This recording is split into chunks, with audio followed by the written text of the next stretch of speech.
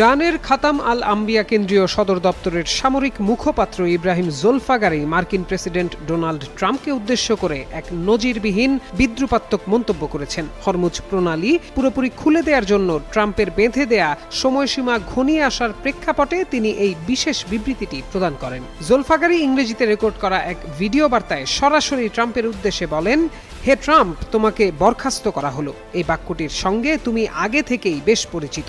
এই বিষয়ে মনোযোগ দেওয়ার জন্য তোমাকে ধন্যবাদ। উল্লেখ্য, ইংরেজি ইউ আর ফায়ার্ড, যার বাংলা করলে দাঁড়ায় তোমাকে বরখাস্ত করা হলো, এই বাক্যটি ডোনাল্ড ট্রাম্পের সাবেক রিয়েলিটি শো দ্য অ্যাপ্রেন্টিসের একটি অত্যন্ত জনপ্রিয় উক্তি, যা ব্যবহার করে জোলফাগারি ট্রাম্পকে বিদ্রূপ করেছেন। তবে এই বাকযুদ্ধের নেপথ্যে রয়েছে এক চরম উত্তেজনা। যুক্তরাষ্ট্র হুমকি দিয়েছিল, হরমুজ প্রণালী যদি অবরোধ মুক্ত করা না হয় তবে তারা ইরানের জ্বালানি গ্রিডে হামলা চালাবে। এর জবাবে ইরানও পাল্টা হুঁশিয়ারি দিয়ে রেখেছে যে মার্কিন বাহিনী এমন কোনো পদক্ষেপ নিলে তারা অত্যন্ত কঠোর ও শাস্তিমূলক প্রতিশোধমূলক হামলা চালাবে। এই পাল্টাপাল্টি হুঁশিয়ারি ও ব্যক্তিগত আক্রমণের ঘটনা মধ্যপ্রাচ্যের ভূ রাজনীতিতে এক নতুন নাটকীয় মাত্রা যোগ করেছে।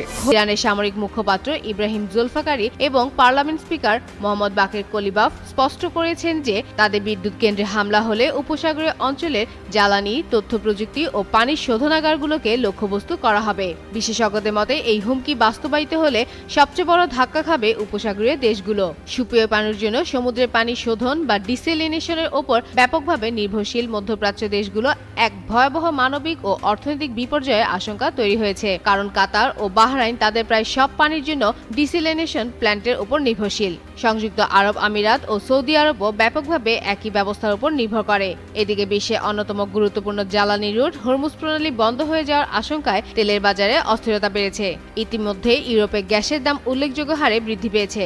সব মিলিয়ে সামরিক সংঘাতের পাশাপাশি জ্বালানি ও পানিকে ঘিরে এই নতুন উত্তেজনা পুরো অঞ্চলকে এক গভীর মানবিক ও অর্থনৈতিক সংকটের মুখে ঠেলে দিতে পারে। ইরানের একের পর এক অত্যাধুনিক ক্ষেপণাস্ত্রের কাছে যেন ধরাশয়ী হয়ে পড়েছে ইসরায়েল। উন্নত প্রযুক্তির প্রতিরক্ষা ব্যবস্থা সক্রিয় করলেও কোনোভাবে এসব মিসাইল ঠেকাতে পারছে না তেল আবিব। রীতিমতো হিমশিম খাচ্ছে আইডিএফ।